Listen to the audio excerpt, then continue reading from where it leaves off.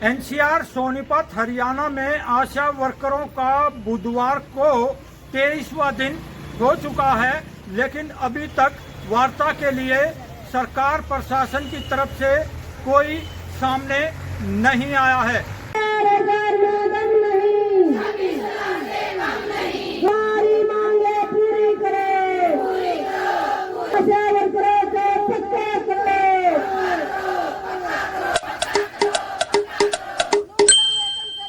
NCR Sonipat Haryana में आशा worker लगातार अपनी डिमांड को लेकर धरना प्रदर्शन कर रही हैं और बुधवार को आशा वर्करों का धरना प्रदर्शन 23वें दिन में प्रवेश कर चुका है। आशा वर्करों ने अपनी डिमांड को लेकर आखिर क्या बोला है, यह आप सुन लीजिए।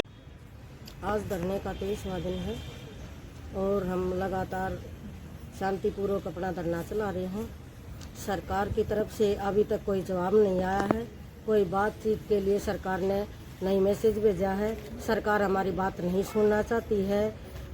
अपनी बात को सुनाने के लिए विधानसभा जब हम जा रहे थे, जब सरकार की तरफ से कोई भी जवाब नहीं आया तो हमने विधानसभा जाके सरकार को ये बताने की कोशिश की कि भी तुम तो बात करने के लिए नहीं आते, लेकिन हम आपके पास बात करने के लिए आ रहे हैं।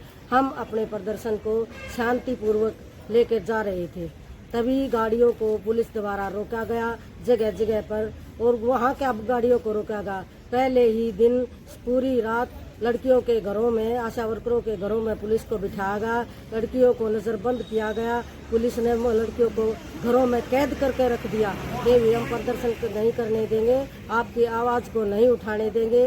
ये जो सरकार महिलाओं के साथ ज्यादती कर रही है, ये जो सरकार दमनकारी जो नीतियां अपना रही है महिलाओं के साथ, ये सरकार की अच्छी बात नहीं है। ये इसी देश की बेटियां हैं, ये कोई आतंकवादी नहीं है जो विधानसभा में जाते ही गोला भगा देती। ये कोई गोला नहीं ले रही थी, कोई तोप नहीं ले रही थी, शांतिपूर्वक ये अपना प्रदर्शन लेके जा रही थी। हम निंदा करते हैं सरकार की कि सरकार एक तरफ बेटी बचाओ बेटी पढ़ाओ का नारा दे रही है, दूसरी तरफ बेटियों से फ्री में काम ले रही है, और वो भी 24 घंटे। सरकार आशा वर्करों से 24 घंटे फ्री में काम ले रही है। 4000 में आज गुजारा होना बहुत ही मुश्किल है। 4000 वेतन के नाम पे सरकार महिलाओं के साथ ज्यादती कर रही है, ये हम किसी सूरत में भी बर्दाश्त नहीं करेंगे। महिलाओं के साथ जो ज्यादती सरकार कर रही है उसका हम सरकार को मुंह तोड़ जवाब देंगे।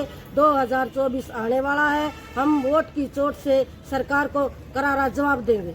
बड़ी डिमांड नहीं है, हमारी डिमांड है कि हमें मजदूर मान के सरकार हमारा न्यूनतम वेतन 26,000 रुपये लागू करे। और हम निंदा करते हैं सरकार की कि लड़कियों को गाड़ियों में बिठा बिठा के इधर उधर घुमाया गया, एक जिले से दूसरे जिले में छोड़ा गया। सुबह से शाम तक सरकार ने, ये सरकार के जो नुमाइंदे हैं पुलिस वालों, लड़कियों को पानी तक नहीं पिलाने दिया। सारा दिन लड़कियां बस में चिल्लाएगी कि बस को रोको, बस को रोको, मैं पानी पिला दो, मैं पानी पिला दो। लेकिन सरकार ने इतने ये टाइट कर रखे थे, पुलिस वाले के सरकार ने कर रखे थे, या पुलिस अपनी तानाशाही दिखा रही थी, वो हमें नहीं पता, वो इनको ही पता होगा। लेकिन पुलिस ने लड़कियों को पानी नहीं पिलाने दिया, पानी नहीं पिलाया, इससे बहुत सी लड़कियां डिहाइड्रेशन में चली गई।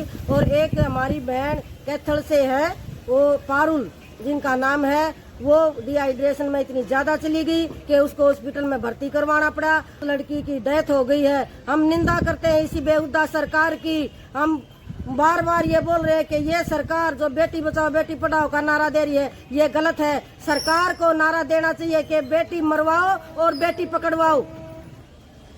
हम 8 अगस्त से और आज 30 अगस्त होगी, 23वां दिन हमारा चला हुआ है।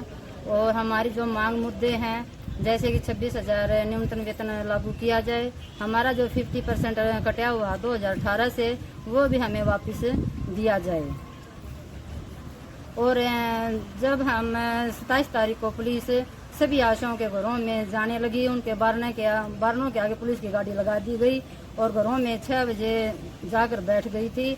और अगले दिन शाम तक, दोपहर तक आशाओं के घर पर पुलिस 3-3, 4-4 कर्मचारी गए हुए थे आशाओं के घर, उनको बाहर नहीं निकलने दिया। हमारा जो प्रदर्शन लेके हम सरकार के पास जा रहे थे विधानसभा में, वहाँ पर पुलिस कर्मचारियों ने हमें नहीं जाने दिया। हम सुबह घर से 4 बजे निकल चुके थे और रास्ते में अम्बाड़ा में पहुंचे।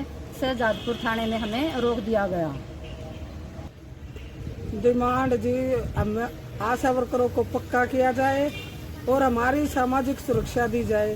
बिल्कुल हम कहीं भी निकलते हैं, कोई भी हम, अब ये आशाएं जा रही थी, उस दिन घर पे पहले ही आ गए थे। वो रात को ही तंग किया है बिल्कुल पुलिस ने। और एक लड़की तो हमारी वो छवि है, वो अभी तक घर से ही नहीं निकल पा रही क्योंकि उनके घर वालों ने उसे वहीं रोक लिया।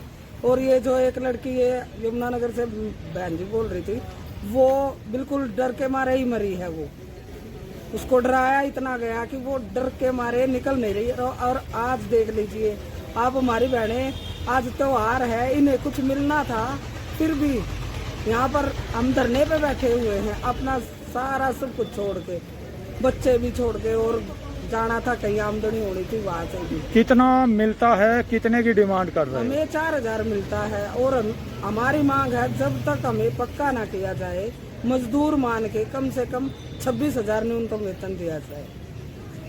संघर्ष कब तक जारी रहेगा? संघर्ष जब तक सरकार हमारी बात नहीं सुन रही, कोई भी संतोषजनक हमें जवाब नहीं दिया जा रहा, तब तक हमारी हड़ताल रहेगी। और आगे जारी भी है, 11 सितंबर तक और बढ़ा दी गई है हमारी हड़ताल।